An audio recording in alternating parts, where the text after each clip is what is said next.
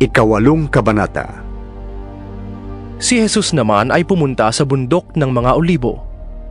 Kinabukasan, maaga pa'y nagbalik siya sa templo. Lumapit sa kanya ang lahat, kaya't umupo siya at sila'y tinuruan. Dumating noon ang mga tagapagturo ng kautusan at mga Pariseo na may dalang isang babaeng nahuli sa pangangalo niya. Inihirap nila ito sa karamihan at sinabi kay Jesus, Guro, ang babaeng ito'y nahuli sa aktong pangangalo niya.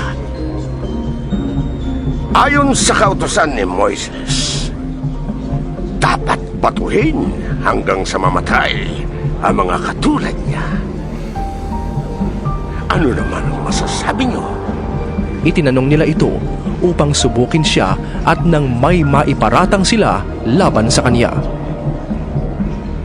Ngunit yumuko lamang si Jesus at sumulat sa lupa sa pamamagitan ng daliri.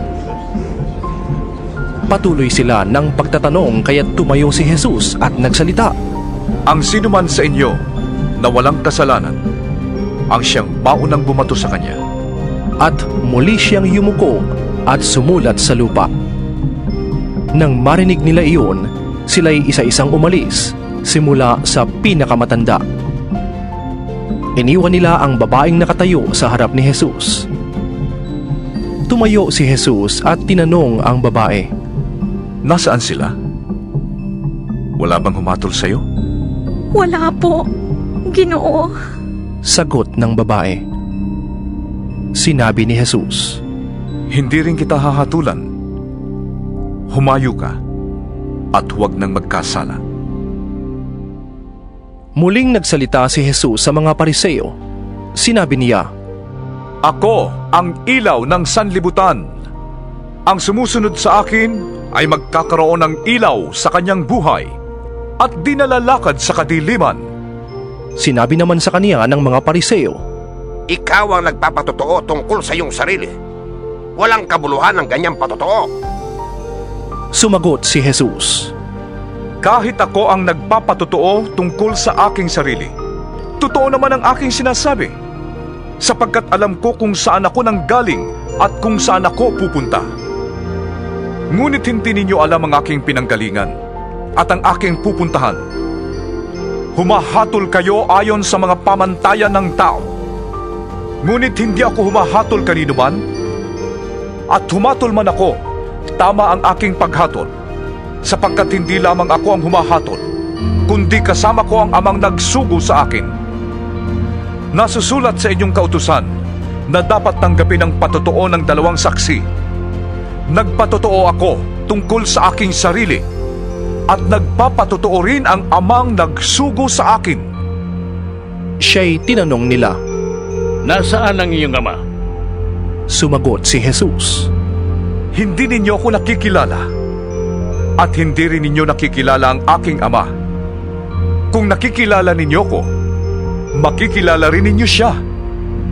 Ito'y sinabi ni Jesus nang siya'y nagtuturo sa templo sa dakong kinaroroonan ng mga lalagyan ng mga alay. Ngunit walang nangahas na humuli sa kaniya sapagkat hindi pa niya oras. Muling sinabi ni Jesus sa kanila, Ako'y aalis at hahanapin ninyo ko.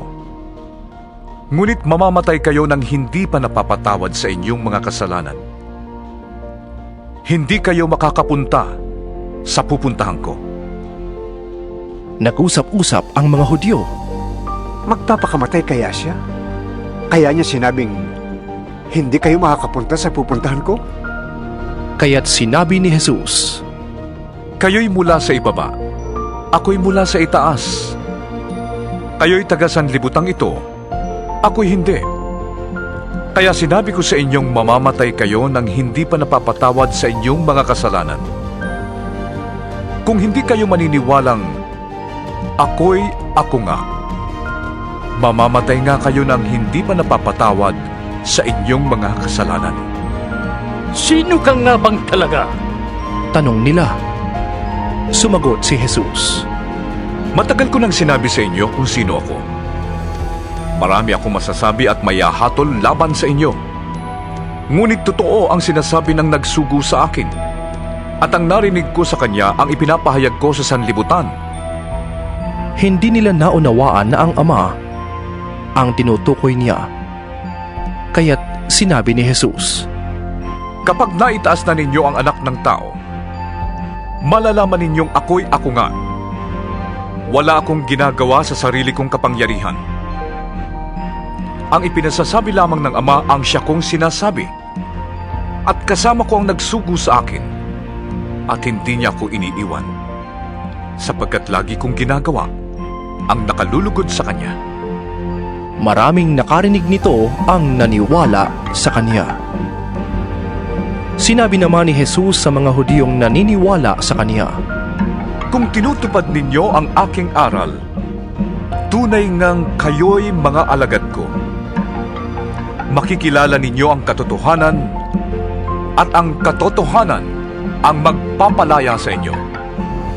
Lahi kami ni Abraham, tugon nila.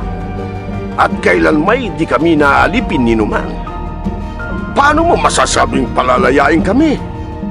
Sumagot si Jesus, Tandaan ninyo, ang namumuhay sa kasalanan ay alipin ng kasalanan. Ang alipin ay hindi kabilang sa pamilya sa habang panahon. Subalit ang anak ay kabilang magpakailanman.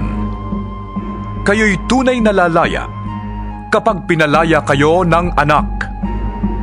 Nalalaman kong lahi kayo ni Abraham, ngunit pinagsisikapan ninyo kong patayin sapagkat ayaw ninyong tanggapin ang aking aral. Ang nakita ko sa aking ama, ang siya kong sinasabi sa inyo. At ang narinig ninyo sa inyong ama, ang siya namang ginagawa ninyo. sumagot sila.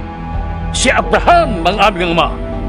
Sinabi sa kanila ni Jesus, Kung kayo'y tunay na mga anak ni Abraham, tutularan ninyo ang kanyang ginawa. Sinasabi ko lang ang katotohanang narinig ko sa Diyos, ngunit pinagsisikapan ninyong ako'y patayin. Hindi ganon ang ginawa ni Abraham? Ang ginagawa ninyo'y tulad ng ginagawa ng inyong ama. Hindi kami mga anak sa labas. tugon nila. Iisang aming ama, ang Diyos. Sinabi ni Jesus, Kung talagang ang Diyos ang inyong ama, iibigin ninyo ko. Sapagkat sa Diyos ako nanggaling. Hindi ako naparito sa sarili kong kagustuhan, kundi sinugo niya ako. Bakit di ninyo maunawaan ang sinasabi ko? Ang dahilan ay hindi ninyo matanggap ang itinuturo ko. Ang dyablo ang inyong ama, at ang kagustuhan niya ang ibig niyong gawin. Noong pa man ay mamamatay tao na siya, hindi siya pumanig sa katotohanan kailanman. Sapagkat walang puwang sa kanyang katotohanan. Likas sa kanya ang magsinungaling, sapagkat siya'y talagang sinungaling. At siya ang ama ng kasinungalingan. Ayaw ninyong maniwala sa akin sapagkat katotohanan ang sinasabi ko sa inyo. Sino sa inyo ang maaring magpatunay na ako'y nagkasala? Kung katotohanan ang sinasabi ko, bakit ayaw ninyong maniwala sa akin? Ang mula sa Diyos ay nakikinig ng mga salita ng Diyos. Subalit ayaw ninyong makinig sa akin, sapagkat kayo hindi mula sa Diyos. sinabi ng mga Hudyo kay Jesus, Hindi ba tama ang sinabi naming ikaw ay Samaritano? At sinasaniban ng demonyo? Hindi ako sinasaniban ng demonyo. sagot ni Jesus. Pinaparangalan ko ang aking ama, ngunit ako'y nilalapastangan ninyo. Hindi ako naghahangad na ako'y parangalan. May isang nagsisikap na ako'y parangalan at siya ang magpapasya. Tandaan ninyo, ang tumutupad ng aking salita ay hindi mamamatay kailanman. Sinabi ng mga Hudyo, Kayo'y natitiyak naming sinasanibang ka nga ng demonyo. Namatay si Abraham at ang mga propeta. Ngunit sinasabi mong hindi mamamatay kailanman ang sinumang tumutupad ng iyong aral. Mas magaling ka pa ba kaysa sa aming amang si Abraham? Siya'y namatay, gayon din ang mga propeta. Ano ba ang palagay mo sa iyong sarili? sumagot si Jesus. Kung ako ang nagpaparangal sa aking sarili, walang kabuluhan yun. Ang nagpaparangal sa akin ay ang aking ama at sinasabi ninyong siya ang inyong Diyos. Hindi niyo siya nakikilala? Ngunit siya'y kilala ko. Kung sasabihin kong hindi ko siya nakikilala, ako'y magiging sinungaling na tulad ninyo. Subalit nakikilala ko siya at sinusunod ko ang kanyang sinasabi. Natuwa ang inyong amang si Abraham nang malaman niyang makikita niya ang araw ng aking pagdating. Nakita nga niya ito at siya'y nagalak. Dahil dito'y sinabi sa kanya ng mga Hudyo, Wala ka pang 50 taong gulang. Paano mong nakita si Abraham? sumagot si Jesus. Sinasabi ko sa inyo, bago pa ipinanganak si Abraham, ako na. Nagsidampot sila ng bato upang siya'y batuhin, ngunit nagtago si Jesus at lumabas ng templo.